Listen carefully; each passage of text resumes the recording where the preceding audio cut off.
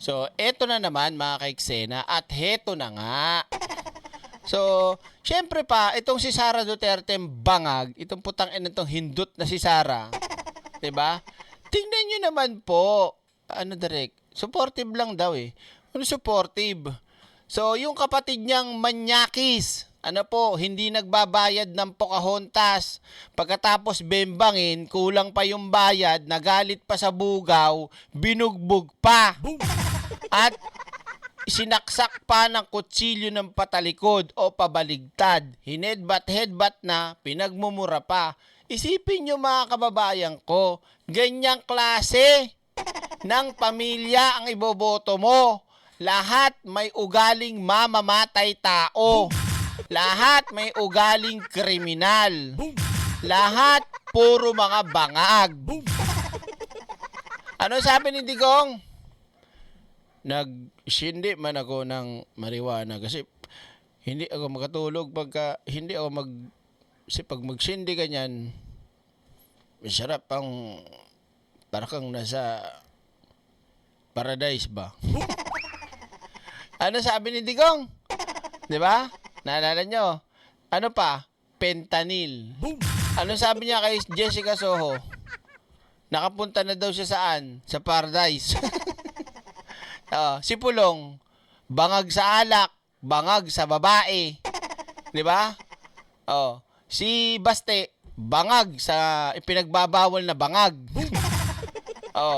Si Kitty, 'di ba? Bangag sa damo. Si Sara Duterte ay bangag na bangag. 'Di ba? Anong meron nga?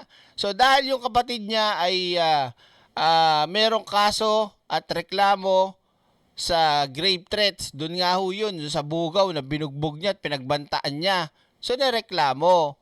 Ngayon, sinamahan itong putang inang bangag na si Sara Duterte, yung kanyang kuya. Tingnan niyo po ang klaseng tao na iboboto ng mga DDS. Sa sarili niyang reklamo o kaso, hindi na kayang humarap. Pero pag sa iba, dun siya humaharap. Yung hindi siya mismo yung kailangang nandun. Pero dito, nandun siya. Alam nyo ba mga kaiksena, ako nakikita ko lang dito ang aking sapantaha dito. Kaya sinamahan ni Sara Duterte yung kanyang kapatid na manyakol, para mag-impluwensya. Tama ba ako? Tama ba ako? Tama ba ako? Boom! Hindi, sabihin nyo na, tanongin nyo ako, sagutin nyo ako. 'Di ba?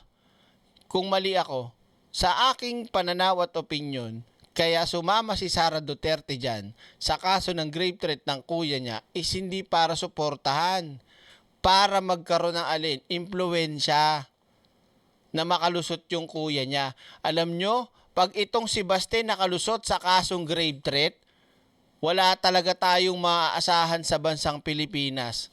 Dahil pag yung mga putang inang nakalusot kagaya ni Pulong at ni Sara sa kasong grave threats, malala na. May kutsilyo na nga eh. Itinarak na nga ganun pero pabaligtad. Ibig sabihin kaya niya. At nagbanta siya. 'Di ba? Nanakit na nga eh. Tapos makakalusot pa si Baste? Tama, si Pulong? Ang kagaguhan yan. Sa Davao yan. So, yung kaso nasa Davao. Ba't nandyan si Sara? Sa tingin nyo? Boom! Okay, tuloy natin. Pinunaan ng prosekusyon ang umano'y selective attendance ni Vice President Sara Duterte sa pagtugon sa kinakaharap na reklamo ng kanyang pamilya. At syempre, mana-mana lang yan. Kung yung tatay ganun ang ugali hanggang sa pinakasimilya niyan, ganun din. Kaya di ka na magtataka, yung si Sara Duterte, talagang sisadya niya talagang pinagbabalakan ng buhay ni Pangulong Bongbong Marcos. Yan ay matapos samahan ng bise ang kanyang kapatid na si Congressman Paulo Duterte sa pagdinig sa kasong grave threats. At live mula sa Batasang Pambansa, may Express Report si Mobile Journal Amy Atienza. Amy, ano ba ang sabi ng prosekusyon? Ruth, napataas nga ng kilay ang prosekusyon matapos samahan ni Vice President Sara Duterte ang kanyang kapatid na si Congressman Paulo Duterte sa pagdinig para sa kaso nitong grave threats. Kung babalikan natin, Ruth, sa nakalipas na 15 araw ng impeachment trial, ni minsan ay hindi nakadalo dyan si VP Sara. Isa rin sa kinahaharapan na article of impeachment ng BICE ay ang grave threats kaugnay ng kanya umanong pagbabanta sa buhay ni Pangulong Bongbong Marcos at ng kanyang pamilya. Pero kahapon nga nang samahan pa ni VP Sara ang kanyang kapatid sa korte sa kaparehong reklamo, ay narito ang naging pahayag ng prosekusyon. Meron po nga selective attendance yung po nga pangalang Pangulo, no? Pero I think the more important proceeding for her would be her own grave threats proceeding at the Senate Impeachment Court. The obligation that she need to perform by facing the charges hurled against her. Yung obligasyon niya naman sa taong bayan. Di ba? Ruth, ikinagulat din daw ng prosekusyon na may kasong grave threats din si Congressman Duterte. Narito ang pahayag ni House Prosecutor Terry Ridon. Actually, nagulat po kami kahapon na meron palang grave threats case po si Congressman Duterte. The question of the nation is, does it actually run in the family?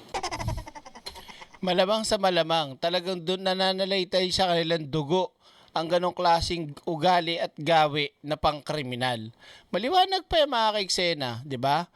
Kaya talagang maliwanag sa maliwanag talaga din na kaya pumunta si Sara Duterte sa pagdinig ng kaso ng kapatid niya sa grave threats na yan para manakot, mang-impluwensya at mapawalang sala sa pamamagitan ng, uy, busy, andyan yung Vice President, naku, yari tayo. Davao nga yan, taga Davao din sigurado yung mga nandyan sa korte na yan. 'Di ba? May halong pananakot, ek yan, sigurado. Yun lang pagpunta mo dun, hindi ka naman kasali, hindi naman ikaw nireklamo. Pero may sarili kang reklamo ng grave threats, hindi ka doon pumunta, sa iba ka pumunta. Gago. Bakit, Derek? Bangag nga ni! Subscribe na agad sa channel na So, maliwanag tayo dyan, mga kababayan ko, baka magkalituhan pa kayo. So, without further ado, so, ano oras na ba? Yan.